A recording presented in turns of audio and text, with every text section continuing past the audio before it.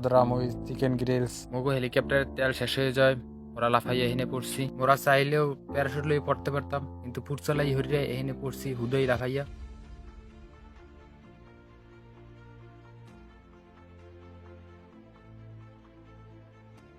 মোর লগে আছে দিগবাজি জায়েদ খান ফ্রম বাংলাদেশ। সারথি,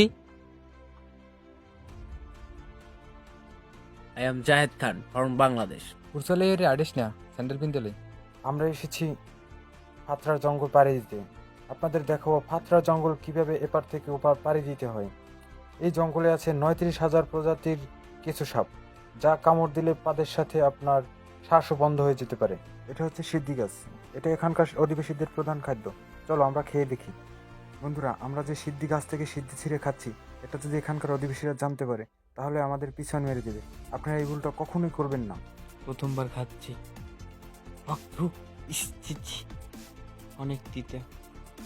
এখন আপনাদের দেখাবো কিভাবে শুকনো বঙ্গোপসাগর পাড়ি দিতে হয়। শুকনো সাগর আমরা চাইলে হেঁটে পার করতে পারি, কিন্তু চুল পাকনামি করে আমরা সাঁতার কেটে পার করব। এই সরো, এত পাকনামি করার কি দরকার? আমি তো চাইলেই ডিগবাজি দিয়ে বঙ্গোপসাগর পাড়ি দিতে পারি। আমি জানি আপনি জায়েদ খান ডিগবেজি দিয়ে অনেক চুল ছিঁড়তে পারেন। চলো সাঁতার শুরু করে দিই।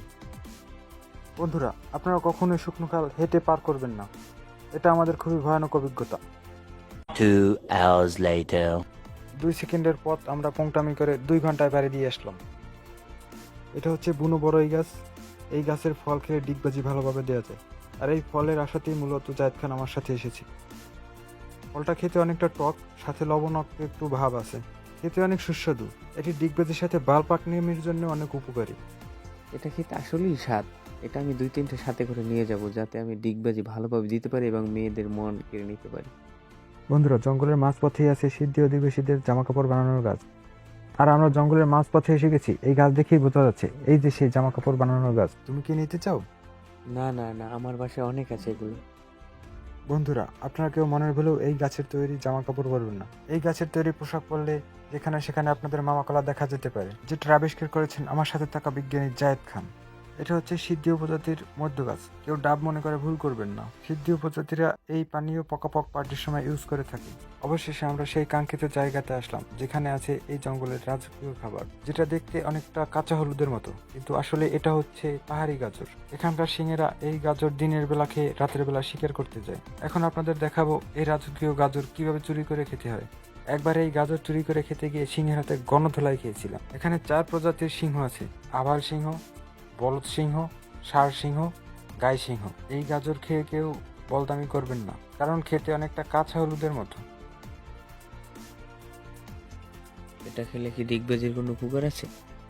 তাহলে আমি অনেকগুলা খেতে পারি। দিগবেজি খান, তুমি দেখে শুনে পাড়া দিও, এখানে যেখানে সেখানে বিষধর কিছু থাকতে পারে। তোমার কেমন লাগলো এই জঙ্গলে ঘুরতে এসে? এরকম অভিজ্ঞতা আমার আরও আছে। আমি অ্যামাজন জঙ্গলে গিয়েছিলাম, সেখানে আমার ডিগবাজি দেখে অধিবাসী মেয়েরা আমার প্রেমে পড়ে গেছিল। যাই হোক, আমার এখন একটু খুবই পানি খাওয়া দরকার। ভালো পানি থাকতেও কিভাবে পচা পানি খেয়ে জীবন বাঁচাতে হয় সেটা আপনাদেরকে আজকে আমি বাল পাকনামি করে দেখাবো। এই পানিতে সিদ্ধি অধিবাসীরা মূত্র বিসর্জন করে থাকে, যার কারণে এটি দেখতে লাল বর্ণের এবং খেতে লবণাক্ত। এখন আমি দেখাবো কিভাবে গাছ থেকে পড়ে পা ভাঙতে হয়। আমি গাছে উঠতে জানি না, তবুও বাল পাকনামি করে যখন গাছে উঠি তখন এভাবে পড়ে যাই। কখনো পায়ে ব্যথা পেলে এভাবে বুকে হাত দিয়ে থাকবেন, যাতে করে আপনার পায়ের ব্যথা আরো বাড়তে পারে। এখন আর বাল পাকনামি করে এখানে থাকা যাবে না, এখান থেকে এখন আমার হসপিটালে যেতেই হবে। আমাকে নিয়ে চলো জায়েদ খান। আমরা উল্ডি পাসার লড়ান খেতে খেতে শেষ পর্যন্ত জঙ্গলের সীমানায় এসে পৌঁছালাম। শহর এই জায়গা দিয়া। জাহেদ খান ফ্রম বাংলাদেশ, আমি ভাইরাল হতে চাই।